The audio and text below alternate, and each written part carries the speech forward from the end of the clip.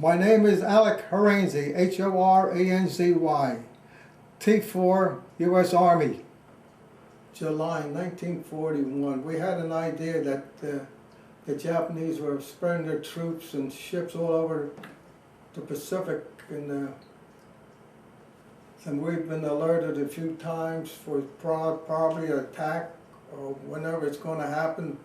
We had an idea, but we did not know when, where, and how, or it's going to happen.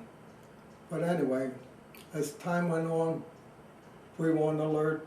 The Air Corps got all their airplanes, the Army Air Corps got all their aircraft, displayed them out on the open runways or open fields.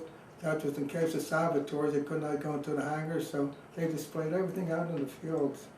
And so I could see from Wheeler Field they had their aircraft out there. This was adjacent to Schofield Barracks where I was. This was Wheeler Field. So, this happened about at the end of November. We went up to the mountains on maneuvers.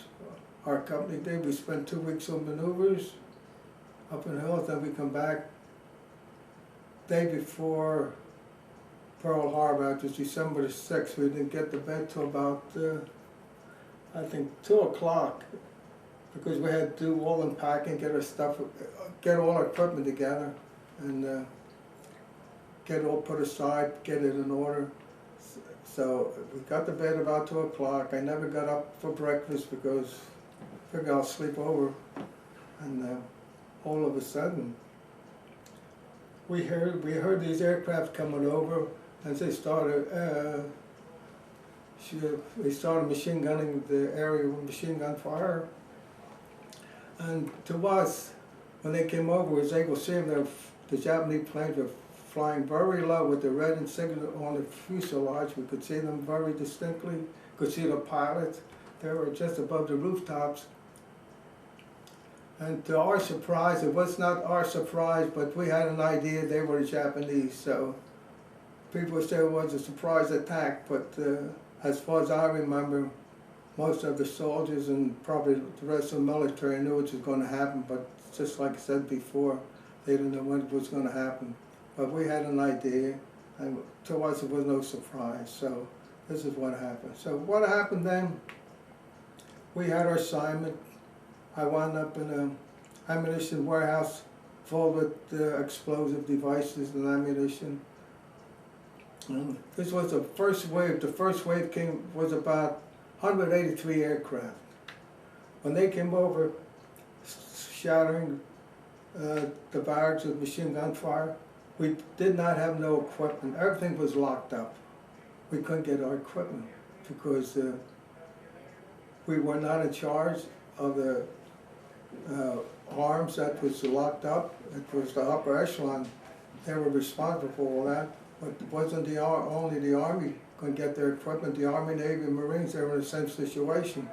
But when we were assigned to an ammunition full of warehouse, we started to load our trucks with all kind of equipment, and we decided to take it up to the North Hills, northern part of the island. This is where they anticipated the Japanese were going to have a landing up in the northern part of the island.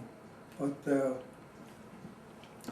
we've been up here, made a few trips up here. Then we finally came back. Then about the first wave was over. Then the second wave came over. That consisted of about 153 planes. The same thing happened. They started shattering the barracks, and they headed for Wheeler Field. They're bombing Wheeler Field. They came down and cleaned up the airfields. They got every plane that was on the ground, been exposed to aircraft firing. So Japanese dive bombers came, wiped them all out. I was able to see all that, but when I was at the warehouse, the Japanese planes were coming overhead, and we thought that they were going to bomb the heck out of us. So it must have been about a dozen of us. Warehouse that was full of explosive. So we decided, as soon as the airplane started coming over, again, they were flying very low, and we saw run across the field because there was a ditch about 3 or 4 feet deep, and it was pretty far ahead of us. But before we got there, the planes already passed, and then he opened fire again. But this happened about 4 or 5 times.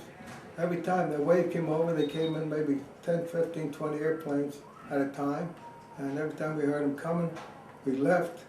We left the warehouse, we ran for the open field for the ditch to get some protection. Then we came back in again. A few minutes later, we did the same thing.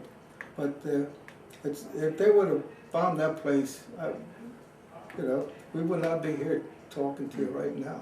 But this is what the heck happened. So we fortified the North Hills with all kind of equipment, like trenches, dugouts, and pillboxes, barbed wire along the coast.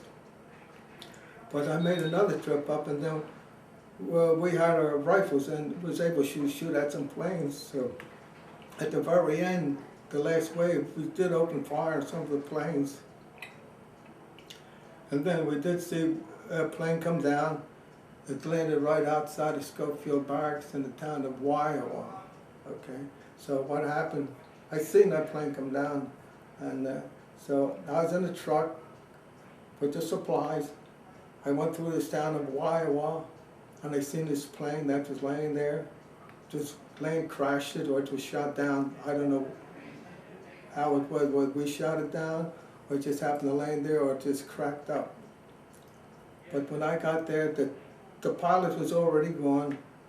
I looked inside the aircraft, I seen the Japanese flag. I took that out of the cockpit. It was underneath the seat. I still have it at home. When I was there, I had 2 brothers at Pearl Harbor. They were in the Navy, but their ships pulled out I think about a week before Pearl Harbor was hit, right? So they never got stuck. They were out in the open sea, so they were pretty safe at that time. But we kept that position, northern shore, for about a year or so. It was all fortified. We were waiting for the Japanese landing, but nothing materialized. They never landed. So there was a rumor that at first that the Japanese were landing at northern part of the island. That's why we secured that part of the island, because our division, they were responsible for the whole northern shore of the island.